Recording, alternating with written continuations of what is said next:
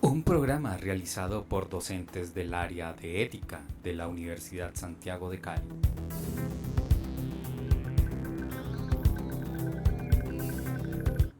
Bien, estamos en Panorama Ético con Jamir Mina Quiñones. ¿Cómo estás, Jamir? Bien, profe Armando, muy bien, gracias a Dios, gracias a todos ustedes por la invitación. Bien, hoy vamos a hablar acerca del periodismo actualizado, tremendamente actualizado, que Jamir ya ha alimentado varios medios con sus trabajos. Vamos a hablar acerca de la ética del periodismo, pero especialmente lo que presenta hacia el futuro esto de la comunicación, ¿vale? Ok. En Panorama Ético hablamos de la ética en las profesiones. Bueno, un poco de Jamir. Jamir pues nació en Santander de Quilichao, pero siendo bebé lo trajeron a Cali. Es decir que estos 34 años lo convierten en caleño. Él ha sido pues un protagonista dentro de la comunicación. Estudió comunicación en la Universidad de Santiago de Cali y luego le dio por hacer una maestría y durante pues este tiempo de estudios también ha trabajado en El País. Fue en El Extra, luego pasó al País, ha estado en Semana durante 7 años, que es su actual fuente. Pacífico Noticias también estuvo pues haciendo sus pinos en otro medio también periodístico, y pues me imagino que va a seguir andando en el planeta. Me contaba tras bambalinas que va a viajar, va a ser entonces un periodista internacional. Esa es la idea. Por ahora en Semana lo que hemos encontrado, pues en Semana actualmente soy el editor de regiones y jefe de corresponsales, o sea que tengo la responsabilidad de guiar el equipo de corresponsales y de alguna manera hacer periodismo en las regiones con un grupo de personas que están en otras regiones de Colombia. Yo estoy acá en el suroccidente, pero con estas personas tenemos la responsabilidad de descentralizar el periodismo, que es una de las grandes críticas que tenemos, que todo no sea bogocéntrico y que el periodismo en las regiones también tenga voces, porque Colombia no es un país uniforme. Las regiones son realmente en su cultura, incluso en su panorama noticioso, muy particulares. Bien. En comunicación hizo su trabajo de análisis, también periodístico, y pues terminó haciendo la maestría en comunicación estratégica. En Panorama Ético hablamos de la ética en las profesiones. Bueno, Jamir, ¿qué se espera entonces de la comunicación ahora que aparecen estos medios y que incluyen todo el trabajo de tecnológico? O sea, ya tenemos que hablar entonces como si fuéramos ingenieros, o qué es lo que nos va a pasar. Usted que trabaja también en online. Bueno, el periodismo no es ajeno a lo que está ocurriendo en el mundo, profe Armando. Lo que está ocurriendo en el mundo es que hay una rápida, o el mundo va caminando, el mundo digital sobre todo, va andando demasiado rápido y estamos en un constante ejercicio de aprender y desaprender. Nosotros en el periodismo lo que hace 10 años, cuando yo inicié, era palabra de Dios, hoy ya es obsoleto y no va en la misma vía que lo que se está consumiendo. Hoy tenemos un consumo de las audiencias mucho más rápido, mucho más inmediato, entonces las redes tomaron un protagonismo bastante importante. La inteligencia artificial, que también lo que hace es ser aliado en algunas redacciones, pero también tener ese miedo de que vaya a reemplazar el trabajo de muchas personas. Entonces los medios hoy estamos volcados a lo digital, pero sobre todo a lo inmediato. ¿Y por qué? Porque hemos visto, por ejemplo, que los chicos que hacen streamers, los influencers, han aplicado una fórmula que les funciona muy bien, y es que los medios sacan las noticias grandes, gruesas, importantes, las grandes investigaciones, y ellos toman esas grandes investigaciones y se la cuentan a una audiencia de manera mucho más práctica, efectiva, que les da cierta, por así decirlo, audiencia mucho más fidelizada. Entonces, lo que hemos aprendido en los medios últimamente es que a veces nos excedemos en la cháchara, en las palabras, en las letras, por querer adornar cosas que se pueden decir en 5 párrafos o se pueden manifestar en un video de 2 minutos, que es lo que hace que hoy la comunicación sea mucho más retadora.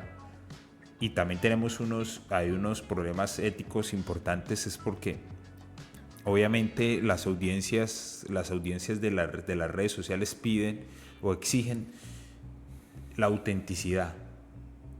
Y esa autenticidad se puede confundir también con perder el foco ético de lo que es el periodismo, porque hoy ya vemos que muchos periodistas, respondiendo a esa demanda de autenticidad, se volvieron activistas políticos, activistas de muchos otros escenarios que van en contravía de lo que tiene que ser el periodismo.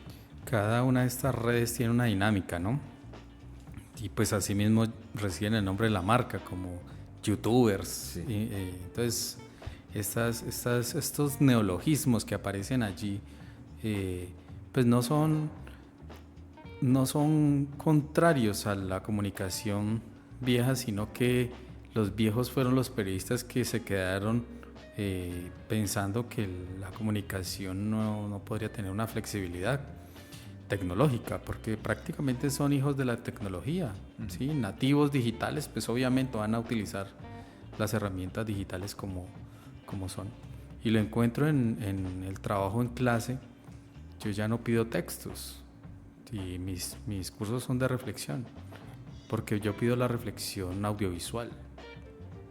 Yo pido la reflexión editada, que sobre, por ejemplo, las teorías, cómo el estudiante ve la clase, lee para la clase, entiende todo allí y participa, pero después la tarea es vuelva al texto y ahora preséntemelo como si le estuviera enseñando a la gente.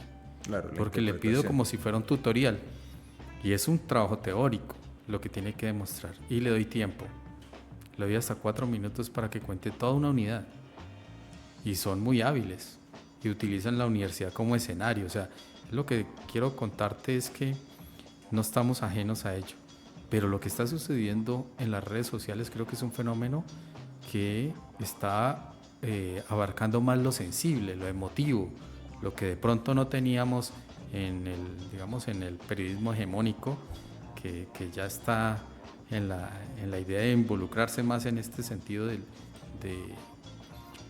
lo coloquial, quizá más que eso, porque un fenómeno como Camilo Cifuentes es importante, porque pues otros que ya se han hasta involucrado en cosas políticas como ¿cómo se llama? El que estuvo con el presidente Westcol, y que le ha dado hasta el boxeo y ha estado moviéndose bastante en una dinámica. Y ¿sabes por qué estos fenómenos aparecen?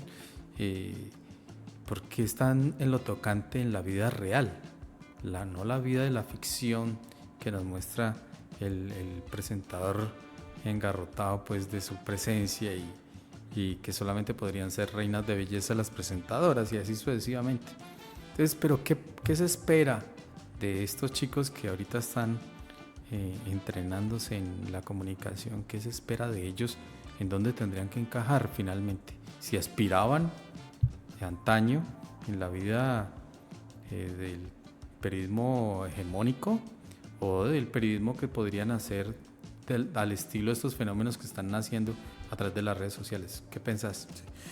Pues yo creo, Armando, que las redes sociales le entregaron la oportunidad a muchas personas de contar sus realidades, y es importante que democratizó también parte del periodismo. Bueno, voy a hablar del aspecto positivo, la democratización del periodismo, que no estuvieran sobre todo en grandes casas, en salas de redacción, grandes casas editoriales, salas de redacción, cabinas de radio, set de televisión, sino que se pueda hacer en la calle y la gente pueda contar sus realidades. Bueno, eso conlleva también algo negativo, y es que al no conocer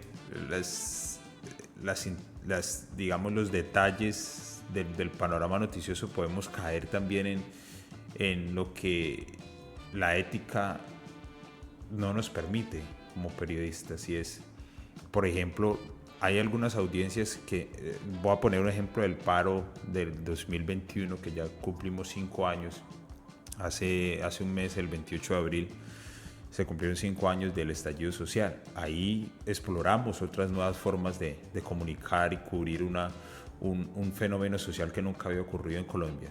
Pero también se cometieron muchos errores de ese periodismo militante, de ese periodismo que estaba en las calles con un celular y documentando todo. Y es que se empieza no somos conscientes del poder que tiene un mensaje erróneo. Entonces, por ejemplo, las noticias falsas entonces jugaron un papel fundamental. Ahora lo están haciendo en estas elecciones. Yo recuerdo mucho una en el paro, y es que las audiencias empiezan a decir, bueno, ustedes ¿por qué no informan lo que es? En el éxito de Calypso están descuartizando gente. Entonces salió un periodista que ya falleció, que después se volvió senador de la República, o congresista, representante a la Cámara mejor, y entonces salió en cámara a decir que sí, efectivamente en el éxito de Calypso estaban descuartizando gente, que allá llevaba el SMAT camionados de gente y lo estaban descuartizando. Luego la gente va, destruye el éxito de Calypso, pero nunca se comprobó que allí se estuvieran practicando esas situaciones que van en contravía de las defensas de derechos humanos. Aún hoy, 5 años después, no hay una sola denuncia de desaparición por hechos que involucren el éxito de Calypso. Entonces, ¿qué pasó allí? El periodista, en este caso, para fidelizar su audiencia, dijo lo que la audiencia quería escuchar, aunque no fuera ético, ni fuera comprobado. Y se gana una audiencia, y entonces la gente lo sitúa como el dueño de la verdad, pero realmente es una verdad que nunca se comprobó. El periodismo hay que separarlo de la comunicación. La comunicación es una cosa, el periodismo es otra totalmente diferente, pero es un hijo de la comunicación, pero el periodismo sobre todo es contrapoder. El periodismo hay que investigar, verificar, no dar por sentado. Entonces hoy las verificaciones no. Hoy yo lanzo un mensaje en redes sociales o en mis canales digitales y luego confirmo. Y si no es así, pues ya el daño está hecho, está causado.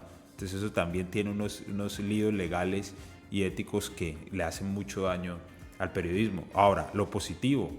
Hay chicos, por ejemplo, como Lalif, que es un chico del Pacífico que está contando su realidad desde el Pacífico. Es un chico afro que está contando todo lo que ocurre en el Pacífico colombiano, en el andén pacífico, que a nadie le importa. Ningún medio de comunicación llega hasta allá, ni a nadie le importa si hay comunidades confinadas, si hay racismo estructural, a nadie le importa eso. Él lo está contando y le está dando a conocer al mundo sus realidades, y eso es supremamente positivo.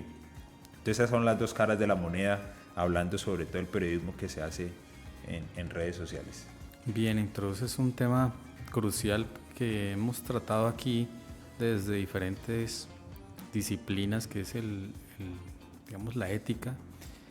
¿Cómo se estudia esto de la ética dentro del periodismo, especialmente cuando hay transformaciones?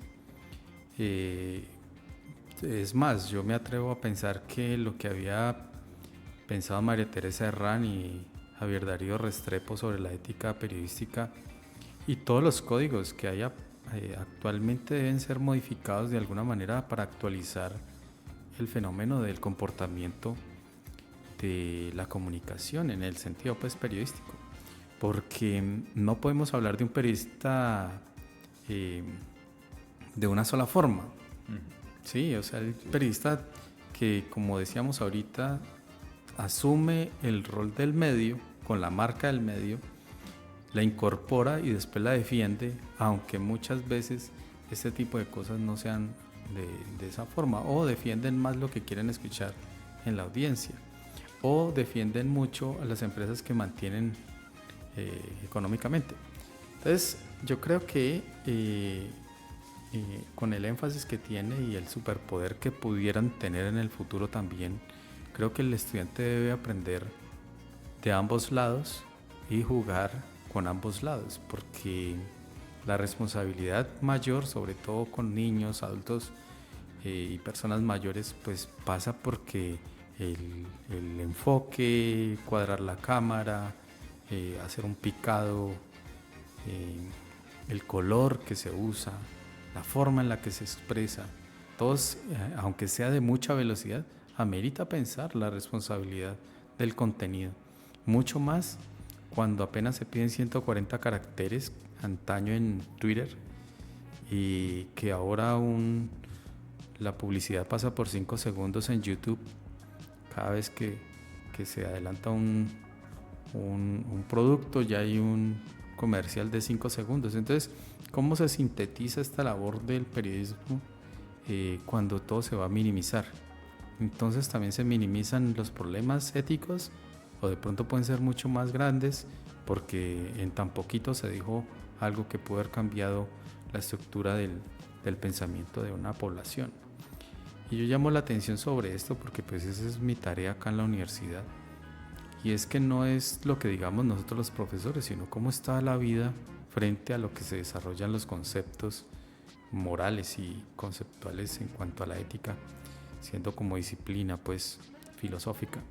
Frente a esto que te cuento, y involucrado pues ya en varios medios del país, Semana, ¿cómo ven ellos esto? ¿Cómo ven estas transformaciones de lo digital? Ya vemos a Telepacífico en Instagram. Sí. Yo creo que el proceso de los medios de comunicación en Colombia en general ha sido muy, muy lento, la migración hacia lo digital, comparándonos con grandes medios de comunicación como el New York Times, el Washington Post, la BBC de Londres, que son multiplataforma. Hoy hay unos pinitos de algunas plataformas, por ejemplo, Revista Semana, El Tiempo, que son medios masivos de comunicación. Entonces ya incorporaron en sus redacciones, no sé, los videopodcasts, las noticias contadas en un minuto. Entonces ya hay una agenda exclusiva para redes sociales. Hay una sala de redacción para el portal y hay una sala de redacción exclusiva para contar noticias en redes sociales, que es diferente. Entonces, un periodista de antaño que se dedica a cubrir la fuente, que llega, va y escribe su nota, la cuelga en el portal con su foto, nunca piensa en el video, nunca piensa en la audiencia que ya no consume lo escrito y que pronto puede ir en el bus, en el taxi, en el Uber escuchando algo. No piensa en eso. Los periodistas de redes sociales sí tienen que pensar en eso. Y tienen que pensar en cómo resumir todo eso en 2 minutos, máximo 3, para echar el cuento bien echado. Ahora, para echar el cuento bien echado hay que tener una habilidad de saber contar desde la edición, todo juega en el material gráfico audiovisual, hasta el tono de la voz que voy a... Entonces ya ese tono que ahora hablábamos tras bambalinas, ese tono de los periodistas de la FM, los grandes periodistas de la radio que hablaban así, eso ya no es un tono que se utiliza. Ahora la gente, vuelvo al tema de la autenticidad, la gente busca autenticidad y entonces hay otros fenómenos. Entonces en Semana, por ejemplo, hay una franja exclusiva para el tema de redes sociales que ve a Instagram, entonces el Instagram de Semana es totalmente diferente a lo que se va a encontrar en el portal. Y uno dice, ¿por qué si es el mismo medio de comunicación? Pues que la comunicación periodística es diferente dependiendo el escenario. Y eso lo han entendido algunos medios. Entonces hoy ya nos vamos en el plano más local. El diario El País, por ejemplo, también está viviendo esa transformación de darle la importancia que necesitan las redes sociales. ¿Por qué? Porque hoy las redes sociales es la plataforma más importante para los medios de comunicación, ni siquiera la página web, y el papel obviamente ya la mayoría de medios de comunicación ya ni siquiera se imprimen. Entonces, ¿cómo yo hago para conquistar ese mundo, ese mundo de las redes sociales y monetizar? Entonces, ¿cómo yo hago para llevar las noticias a YouTube y poder traer monetización de allí, porque ahí está el futuro económico de los medios de comunicación. Entonces, los que no han comprendido, no han sabido leer eso, pues ya no existen o están en un proceso de liquidación. Entonces, a los estudiantes siempre les digo, es que se preparen para ser multiplataforma. Ahora, ser bueno en algo ya no basta, hay que ser bueno en todo. Entonces, antes cuando yo estaba acá en esta facultad, por allá en el año 2010, había un escenario donde un énfasis se llamaba énfasis de periodismo. Uno llegaba y hacía un periódico acá que se llamaba Utópicos y todos escribíamos y ya con eso era suficiente. Salíamos a hacer las prácticas y nos defendíamos en el mundo escrito. Hoy con escribir bien ya no basta. Entonces, hoy con tener una buena apariencia física no basta. Entonces, no basta. Hoy, por ejemplo, no basta con simplemente ser bueno en todo lo editorial, pero ser no tan bueno en lo técnico. Por ejemplo, no saber editar, tener opciones básicas de editar algo en tu celular para salir rápido y conquistar a ese público de redes sociales. Entonces ya hay que pensarse en multiplataforma. Y el comunicador, por eso le digo, empecé diciendo que era un constante ejercicio. Aprender a ser un generador de contenido. Esa es la palabra. Nosotros periodistas tenemos que aprender a ser generadores de contenido hoy. Como en este programa. Esto nació como un programa y ahora es podcast. Sí, o sea, se ha ido transformando. Antes salíamos al aire pues, en el entorno pues, de la universidad y luego ya pasamos a todo digital. Pero hasta hace muy poco empezamos a salir en Spotify y pues en YouTube. O sea, la imagen de la radio, que era solamente mágicamente lo que se producía con la voz y los sonidos, la música, todo ese tipo de cosas, pero ahora lo visual logra tener una importancia grandísima. Pues antes, al escuchar, por ejemplo, cuando yo decía panorama ético, pensaban que era otra persona y pues mi voz no es tan así, es una voz media que de pronto puede ser tenor en el caso de la música, pero si escuchamos al antaño, el locutor tradicional de la voz que va a dar la noticia, eso era una forma espectacular de entenderlo porque no teníamos la forma de lo visual. Entonces lo visual también va a ser muy importante entre muchas más tecnologías que aparecen, porque la transmedia se volvió tan importante. Tenemos una carrera aquí en la facultad que tiene que ver con eso. Se volvió muy importante porque ya un producto es insuficiente, y es insuficiente que los 5 o 6 productos sobre el mismo tema que aparecen hoy, mañana ya no están, que es una de las colecciones, que eso fue un reel muy importante, que la dinámica ya es mucho más veloz y mucho más elaborada. Yo creería que lo tecnológico y lo técnico que uno debería hacer como comunicador, en el caso del periodismo, debe ser mucho más grande. Asimismo, la responsabilidad, como venimos diciendo. Vamos a hacer una pausa y ya volvemos a hablar con temas ya educativos. Claro que sí.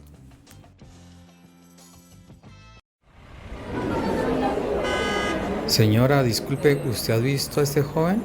Mire bien la foto, es mi hijo. No, disculpe, nunca lo he visto. ¿Usted ha visto a este joven? Es mi hijo. ¿De casualidad ha visto a este joven? Es mi hijo. Lleva varios días sin ir a la casa. Me dijeron que por estos lados lo han visto. Señor, ¿ha visto a este joven? Uy, sí, mi pana, ese me lo vieron por aquí. Man tiene que estar por ahí, por la calle de los drogadictos, de los drogos, por ahí tiene que andar. Eso nomás aquí a 2 cuadritas. Nuestros jóvenes necesitan atención, unos más que otros. En Panorama Ético hablamos de la ética en las profesiones. Bien, Jamir, hay cosas que tenemos pendientes en el mundo de lo educativo. Ahora que pues incursionas en esto, que es muy importante, es cómo hacer que la gente sea capaz de llevar ese conocimiento al mundo real. ¿Cómo hacemos nosotros en el caso pues de lo que venimos haciendo en comunicación?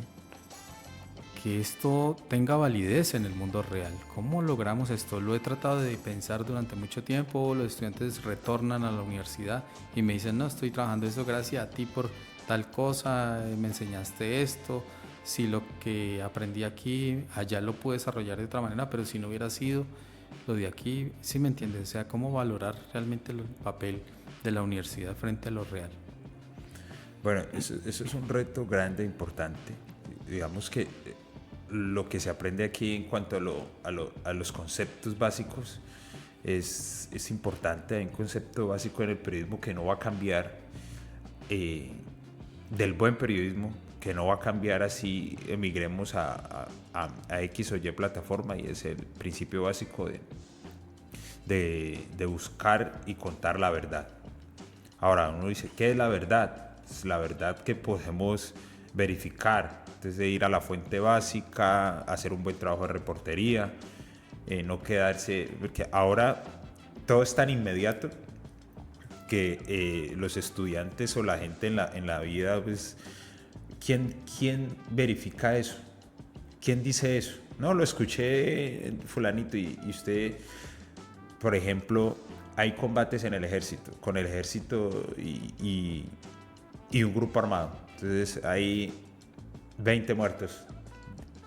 Dice alguien, hubo 20 muertos, yo lo sé porque lo presiento. Entonces ya todo el mundo ahí se pega, que hay 20 muertos. Nadie fue a la fuente principal, al que sea, llamar al ejército a preguntarle, bueno, se tomó un segundo de pausa para decirle, bueno, ¿qué está pasando aquí? Hay combates en tal zona, ¿cuál es el reporte que tienen? Y eso nos pasa mucho en las salas de redacción, que es el tema de la chiva periodística. Entonces todo el mundo va a mil y nadie se toma el trabajo de verificar. Por eso en los escenarios de muertes de personajes famosos, no sé si han notado que a veces murió fulanito y después una nota, no está muerto, está en cuidados intensivos. Entonces, ¿por qué no verificaron?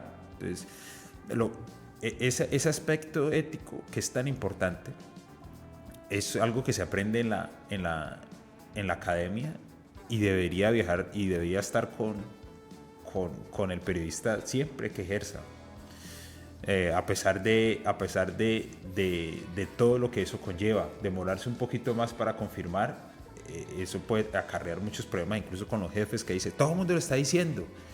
Entonces ahí es donde uno tiene que sacar el talento y decirle, pero todo el mundo es quién, y ellos se van a molestar un poquito. Pero es que usted me está obligando a mí a decir una cosa que no está confirmada, y si no es así, pues el que queda mal soy yo. Incluso si no es así, usted mismo me va a regañar, porque me va a decir, ¿usted por qué no confirmó? Pero al mismo tiempo me está presionando Entonces las salas el periodismo en las redacciones es así. Entonces lo que hay que aplicar es los conceptos básicos de tomarse el tiempo de la verificación. Obviamente no todo lo que se aprende aquí pues uno lo va a aplicar en la vida real, por así decirlo, ya en un ejercicio periodístico del día a día, porque es imposible. Uno no va a aplicar los conceptos de fundamentos de la comunicación y todo eso, porque ya es complejo. Pero si esas bases, si hay una diferenciación en el periodista que pasó por academia, en el periodista que se hizo empíricamente. Acá tenemos un periodista, no voy a mencionar quién es, de antaño, de una cadena radial que se escucha mucho aquí en Cali, nacional, pero tiene mucha presencia aquí en Cali. Ya se pensionó, y el tipo se sentaba en las salas de redacción y a veces no había nada de noticias, y él con una capacidad de imaginación importante, sacaba unas noticias que solo ocurrían en su cabeza. Entonces decía, sí, aquí estamos en el lugar de los hechos, están sacando el cuerpo, y se inventaba las noticias, y la gente era un periodista empírico, y ese fue su estilo, pero no era responsable ni ético. Sí. Y de hecho, pues la mayoría de los periodistas de antaño, que hemos repetido esta palabra, pues que se sostuvieron durante mucho tiempo y todavía existen, fueron abogados, o sea, estudiaron filosofía y letras, psicología, o sea, estuvieron en otras disciplinas y cayeron en el periodismo por cuestiones laborales más que afinidades disciplinarias. Sí, así es. Hay algo que me llama la atención en esto de la necesidad de tener el conocimiento. Quizá muchas veces ni siquiera terminan, pero yo he visto unos estudiantes que lo laboral les va muy bien y ejercen. Es la capacidad de estructurar su trabajo. O sea, no sobre la realidad en la que se le presentaron los datos y ya con eso fue suficiente, no, sino que ya crean hasta un método para poder hacer su trabajo periodístico. Eso me parece muy interesante porque no todas las tipologías, también las tipologías no van a cambiar. Un informe seguiría siendo un informe, un reportaje o la acción del reportaje, las crónicas, que ahora hay que recrearlas y convertirlas en documentales. Eso es otra cosa, pero se fusionan cosas que tienen que ver con documentales de 3 minutos. Eso me parece genial, que lo veo en las mañanas. Algunos periodistas están haciendo unas cosas muy bacanas, pero esa presencia de lo académico en el profesional me parece que ya es una ganancia sobre la primera pregunta que te hago, porque es decir, la respuesta está en el producto. O sea, no en la fantasía que pueda tener el de antaño, sino que la responsabilidad que tiene haber aprendido a estar con Olga Bear o con Luis Alfonso Mena como profesores para ese tipo de cosas, porque para ellos era, y por ejemplo conmigo, vos no puedes hablar nada si no tenés una cita de alguien o algún estudio que lo ampare, estadístico, serio, ojalá, nada de Wikipedia, ese tipo de cosas que de pronto desfasan lo que quizá es muy importante para decir. Y creo que el producto final, el periodista al final, no digo el comunicador porque aquí aprendemos muchas cosas, sino el periodista al final hace su propia manera, su personalidad, su perfil de estar en ese tema de la verdad, la veracidad, todas esas pretensiones de validez que tenemos nosotros al ejercer. Yo quisiera que de pronto pudiéramos invitarte nuevamente a esta labor del periodismo aquí en la universidad, quizá un poco más ya con la experiencia que logres en las redes sociales, que nos vengas a enseñar ese tipo de cosas y obviamente invitarte nuevamente a Panorama Ético. Pero me gustaría que dijeras unas palabras que quedaran grabadas y este programa también lo escuchan estudiantes. ¿Qué dirías finalmente? No, a los estudiantes les digo que los estudiantes que van a salir a ejercer y que todavía creen en el periodismo como una disciplina a la cual se pueden dedicar, es que lo más importante para ellos es la credibilidad. Un periodista que pierda su credibilidad, pues pierde el 95% de su poder o de su capacidad laboral. O sea, imagínense alguien que a la gente no le cree, que tenga que dar noticias pero la gente no le crea. Y la credibilidad se pierde básicamente cuando se cometen esos errores de ligereza, de decir algo sin confirmar, de realizar una entrevista sin prepararse, que eso se ve mucho. La gente va a entrevistar a alguien, sobre todo a alguien del panorama político o a alguien de liderazgos sociales o defensores de derechos humanos, que se tiene uno que preparar igual y no se preparan. Entonces van a hacer preguntas sueltas que no tienen que ver al caso, ni siquiera se tomaron el tiempo para investigar qué es el fenómeno que está ocurriendo. Todo eso hace que se empiece a perder credibilidad. Lo hemos visto constantemente, porque los medios de comunicación están sufriendo esta crisis y la gente está migrando a otras fuentes de consulta de informaciones, porque muchos periodistas están perdiendo credibilidad, porque se volvieron activistas políticos, porque tuvieron la ligereza de decir algo que no era al aire, o lo malinterpretaron, o sacaron conclusiones de un hecho que la gente está viendo y que la gente ya no se puede engañar como en otros como en otras épocas, porque la gente puede verificar a través de sus redes sociales.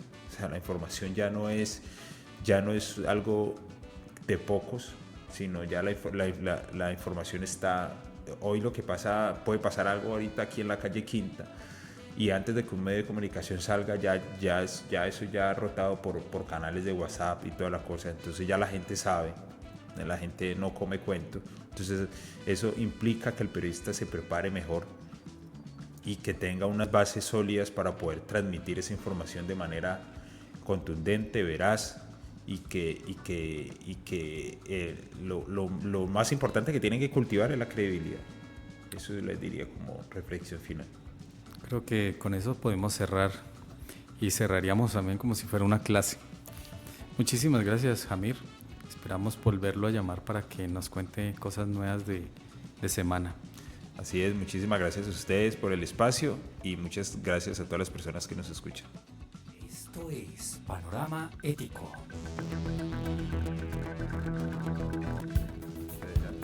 Un programa realizado por docentes del área de ética de la Universidad Santiago de Cali.